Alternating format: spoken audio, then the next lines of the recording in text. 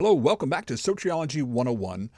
On our last episode, we looked at an interview with Dr. John Piper and Rick Warren over their soteriological differences, or their supposed differences, because obviously, because of the conciliatory nature of the conversation, I think Rick Warren likes to be agreeable and likes to be conciliatory in his responses, and therefore it tends to kind of muddle the waters as far as the distinctions. And I'm not as I explained last time, I'm not trying to be divisive by pointing out the clarity of the perspective. I'm simply pointing out the clarity of the perspective. And being clear is not necessarily being divisive. It's just being clear about what the actual distinctions are in the points of contention historically over different theological points. And so what he talks about in this one, in the last one we looked at, we talked about the total inability aspect. In this one, I want to look at his view of unconditional election. Because according to the Calvinistic understanding of unconditional election, God has chosen particular individuals to be saved by effectual means. In other words, God has chosen who he will give a irresistible work of regeneration to. In other words, he's going to supernaturally make certain people alive so that they will certainly believe, and he pre-chooses who those people will be before the foundation of the world. Now, is that what Rick Warren means when he affirms unconditional election? Well, we don't know because there's not really a lot of clarity given in this back and forth, though he does seem to affirm what John Piper says, and maybe that's really what he means, and he's just not real clear about it. But what you'll notice here is I think Rick Warren, though well-intending, he just affirms a contradiction, okay? He just simply says A equals not A, and because of my limited understanding, I can say A equals not A. In other words, he gives permission for people to affirm contradictions based upon our limited understanding. And anybody who's studied logic or has understood argumentation rightly and has to actually defend your views in front of atheists know that that will not hold water. You cannot affirm blatant contradictions. It's one thing to say something's mysterious. It's a whole other thing to say something is contradictory, meaning it is both A and it's not A at the same time. It is both whosoever will, anyone may come, and it is God who effectually causes and decides who will and won't come. It's just a blatant contradiction, and I don't believe that John Piper is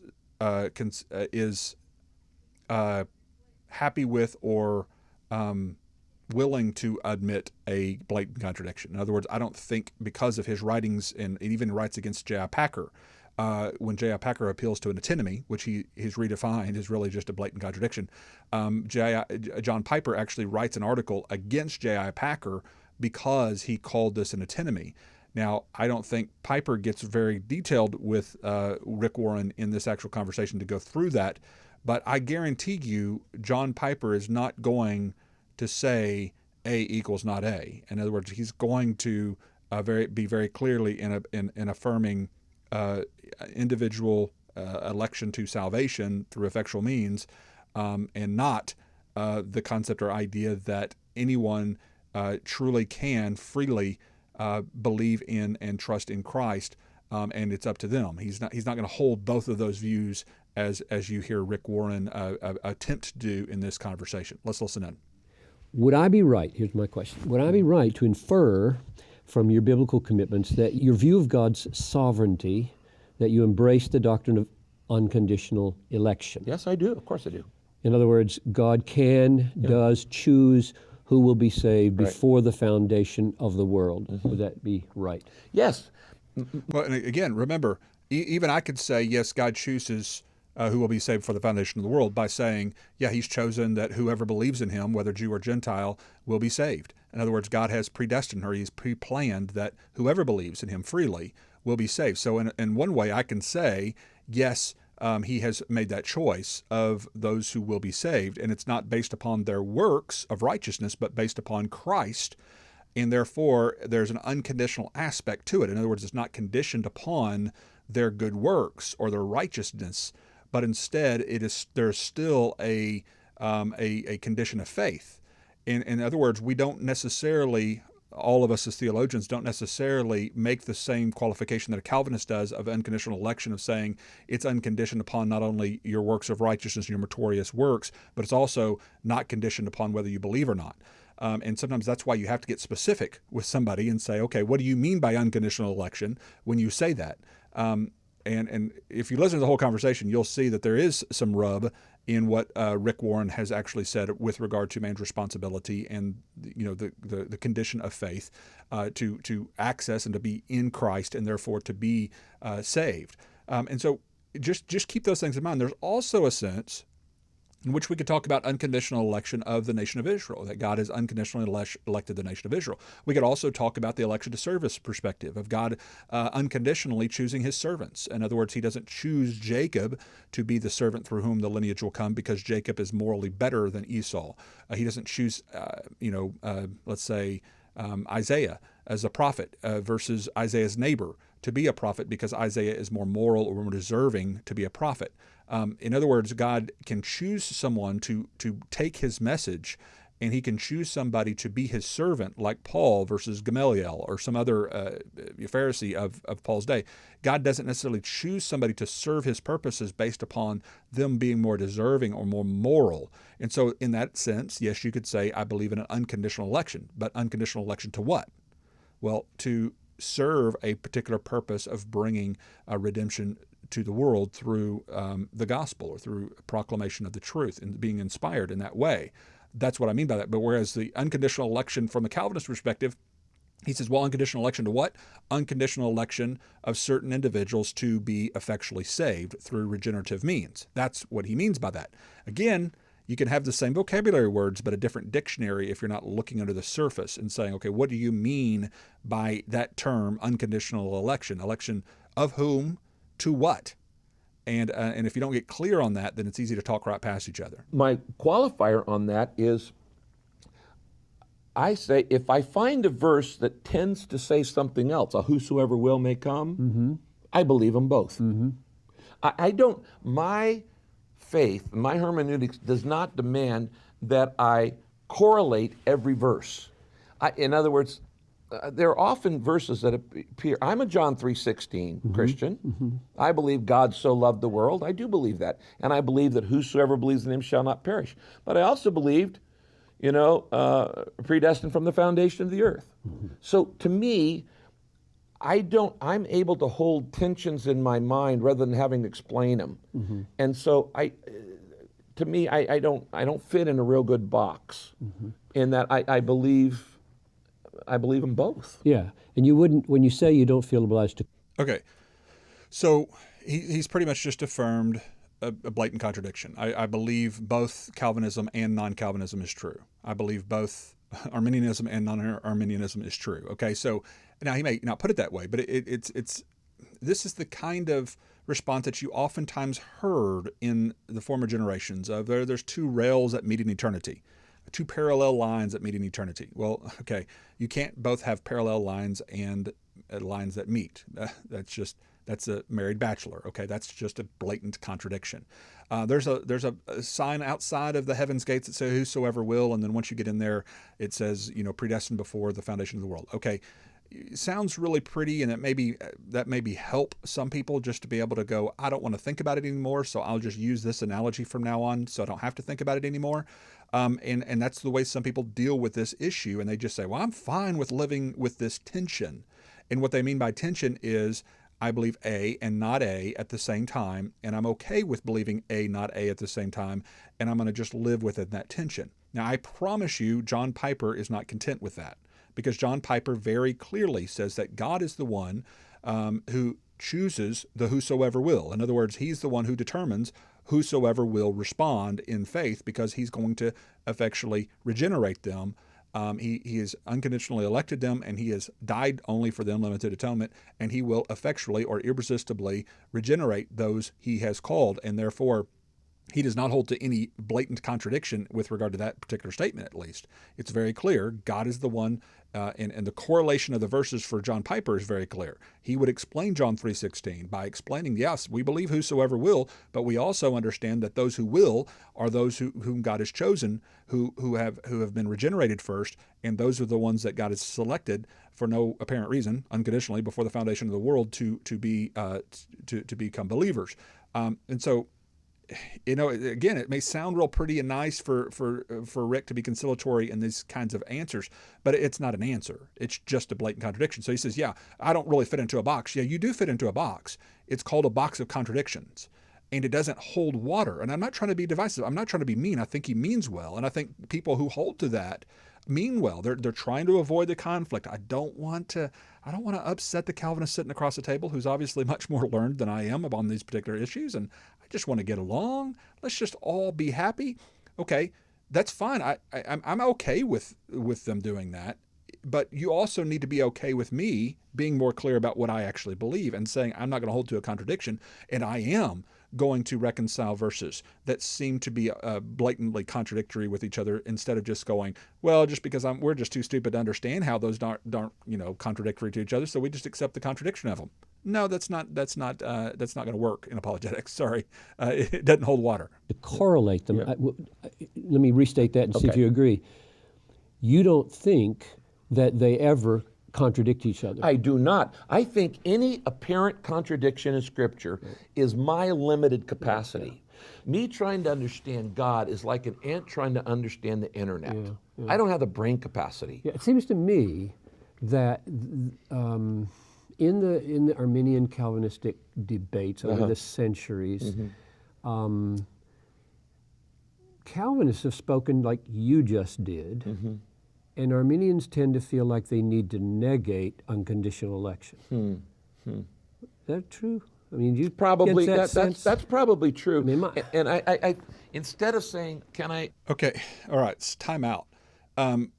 John Piper has been very, very, very clear about how he affirms unconditional election, meaning unconditional individual election to effectual salvation, which has not been defined in this conversation so far. If it was very clearly, I don't know for sure Rick Warren would go, yeah, I believe that. Like I said, there's different ways to understand and explain unconditional election, because you might be talking about the unconditional election of certain individuals for effectual salvation, or you might be talking about the unconditional election, meaning they're not conditionally elected based upon their works, but instead, whether Jew or Gentile, they are chosen through faith, and therefore you can say, in one sense, I believe in unconditional election without affirming Calvinistic unconditional election. And again, that's not getting into here. They're not diving out they're not getting into the meat of that, because they don't see the differences. So I think they're talking past each other in some degree here. But what he ultimately, if you listen to what he just now said, he's saying, okay, it sounds like to me Calvinists talk like you do. In other words, it sounds like Calvinists are affirming apparent contradictions, because that's what he argued. Rick Warren is saying, I'm just too stupid. I'm like an ant trying to understand the internet. I'm too dumb. If there's a contradictory statement, I'm going to affirm that contradictory statement, and I'm going to blame the contradiction on my stupidity. That's ultimately what he argued. I know John Piper doesn't believe that. I read that article that he wrote against J.I. Packer for saying that this was an antinomy, two parallel lines that meet in eternity. He does not take that whenever he's talking to other Calvinistic theologians. He doesn't accept this concept of contradiction, of just accepting it as contradiction.